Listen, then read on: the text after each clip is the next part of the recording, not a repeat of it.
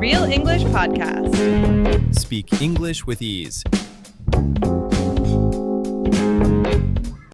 Hey everyone, and welcome back to another episode of Real English Podcast. I'm Sarah. And I'm Marco. Today we're diving into something that honestly affects almost everyone at some point. Speaking with confidence. Whether it's in a meeting, on a first date, or just chatting with strangers at a party. Right, and I think what's interesting is that confidence isn't really about what you say, it's about how you carry yourself while you're saying it. So today we want to unpack that a bit. Exactly. And I'll be upfront. This used to be a real struggle for me. I used to freeze up whenever I had to speak in front of a group.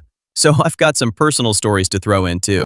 Perfect. Let's get into it. So let's start with the basics. When people say speak with confidence, what do they actually mean? Because I don't think it means being the loudest person in the room. No, definitely not.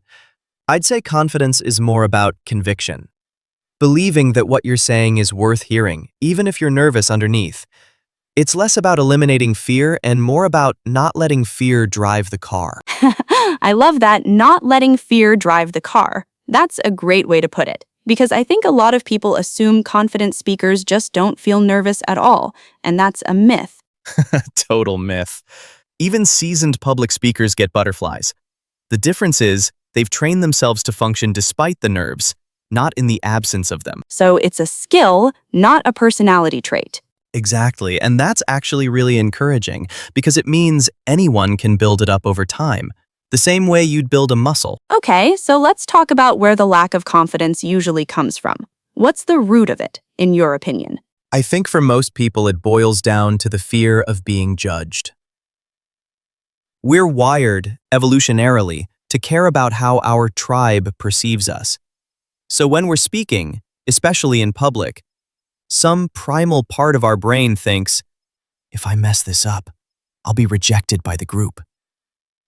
That's fascinating. So essentially, our brains are still operating like we're in a small village where being an outcast could be dangerous. Pretty much. Except now it's a Zoom call with your coworkers instead of a tribal council. That's such a good comparison, though. It really humanizes the anxiety instead of making people feel like something's wrong with them. Let's shift gears a bit and talk about body language, because I think people underestimate how much posture and physicality influence perceived confidence. Oh, hugely. There's actually research, Amy Cuddy's work on power poses comes to mind, suggesting that how you hold your body can influence not just how others see you, but how you feel internally. Right, the idea that if you stand tall, shoulders back, take up space, even before you speak, your brain starts to catch up with the posture. Exactly, it's called embodied cognition. Your mind and body are in constant dialogue. If your body says, I'm confident, your mind starts to believe it too, at least a little. I've actually tested this myself. Before a big presentation, I'll go into an empty room and just stand like a superhero for 2 minutes. Sounds ridiculous, but it works. It's not ridiculous at all. It's basically self-priming. You're conditioning your nervous system before the real event. What about voice? I feel like tone and pacing say almost as much as body language. Absolutely. A shaky, rushed voice signals uncertainty even if the content is brilliant, whereas a slower pace, deliberate pauses, and a steady tone project authority, regardless of what's actually being said. That's such an important point. Pausing, in particular, is something a lot of nervous speakers avoid because silence feels uncomfortable. Right, but silence is actually a power move. It gives your words weight. It tells the listener, I don't need to rush. What I'm saying matters. So essentially, slow down, breathe, and let the silence do some of the talking for you. Exactly. Okay, let's talk about mistakes, because I think fear of making mistakes is honestly the #1 thing holding people back from speaking confidently. Huge one. And here's the thing. The audience almost never notices your mistakes the way you do. You might stumble over a word and feel like the whole room noticed, but in reality, most people are far too absorbed in their own thoughts to catch it. It's like the spotlight effect. We assume everyone's watching us as closely as we watch ourselves. Exactly, and once you internalize that, a lot of the pressure just evaporates. I also think reframing mistakes as part of the process rather than as failures is key. Every confident speaker you admire has bombed a talk at some point. Oh, for sure. I remember early in my career giving a presentation where I completely blanked halfway through. Total silence. Just me standing there. And instead of panicking, I actually just said, "Give me 1 second, I lost my train of thought." And people appreciated the honesty. That's such a good example because it shows that vulnerability, when handled calmly, doesn't destroy your credibility. Sometimes it actually builds trust. Right, because it shows you're human, not a robot reciting a script. Audiences connect with authenticity far more than with perfection. So the goal isn't to avoid mistakes altogether, it's to build the resilience to recover from them gracefully. Exactly. Confidence isn't the absence of stumbling. It's the ability to keep your composure when you do. Let's get really practical now. What are some concrete techniques people can use to build speaking confidence over time? Sure, I'll list a few of my go-to strategies. First, preparation, but not over-preparation. Knowing your material well enough that you're not relying on memorization word for word. Right, because if you memorize a script and then forget a line, you panic. Whereas if you understand the ideas, you can improvise your way through. Exactly. Second, exposure. The more you put yourself in speaking situations, even low-stakes ones, the more your brain normalizes it. Start small. Speak up in a casual group setting, then work your way to bigger audiences. That's basically gradual desensitization, right? Like how people overcome phobias. Precisely the same mechanism. Third, recording yourself. It's uncomfortable at first, but watching yourself back helps you notice habits you're not aware of, like filler words or nervous gestures. I'll admit, the first time I watched a recording of myself speaking, I cringed so hard. But it was honestly one of the most useful things I ever did. Everyone cringes the first time. But it fast-tracks self-awareness in a way that just imagining how you sound never could. What about the actual content of speech? Any tips on structuring what you say to sound more confident?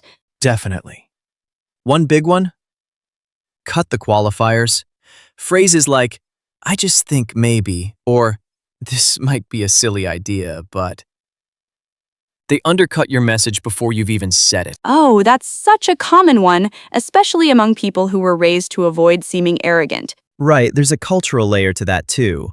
Some cultures encourage more hedging in speech than others. But regardless of where it comes from, minimizing qualifiers makes your point land with more weight. Another one I'd add, end your sentences with a period, not a question mark. A lot of people, especially when nervous, let their pitch rise at the end of statements, which makes even confident ideas sound uncertain. That's a great catch. It's called uptalk, and it's incredibly common, especially under pressure. Let's talk about how this plays out differently depending on the setting. Confidence in a job interview looks different from confidence at a dinner party, right? Definitely. In a professional setting, confidence often means being concise and decisive, not rambling, getting to the point, backing up claims with evidence. Whereas in a social setting, confidence might look more like being relaxed, asking genuine questions, and not needing to fill every silence. Right. Actually, one thing I've noticed is that confident people in social settings often talk less than you'd expect. They ask questions, they listen actively, and they only speak when they have something meaningful to add. That's such a good point. Confidence isn't dominance. Sometimes the most confident person in the room is the quietest one because they don't feel the need to prove anything.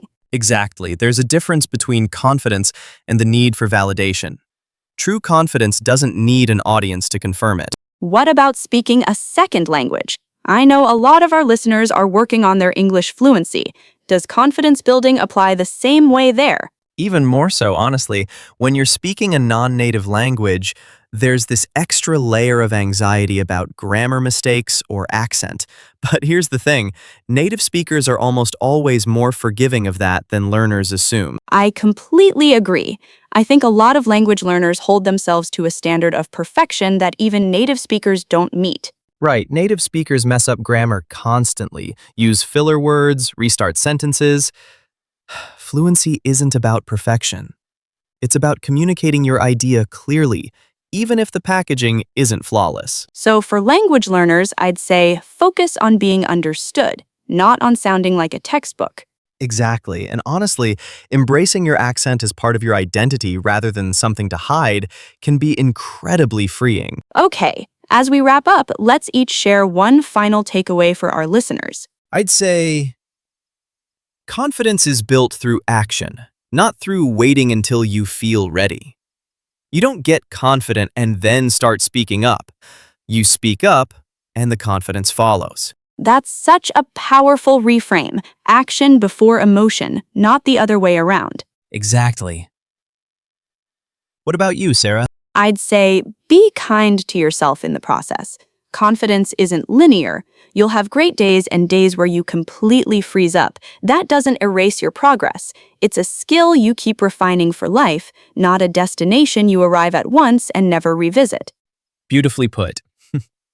All right, that's it for today's episode. Thanks so much for listening, everyone. If this episode resonated with you, share it with someone who might need a confidence boost today. And as always, speak up, even if your voice shakes a little. That's where growth happens. See you next time on Real English Podcast. Take care, everyone. Your learning journey doesn't end here.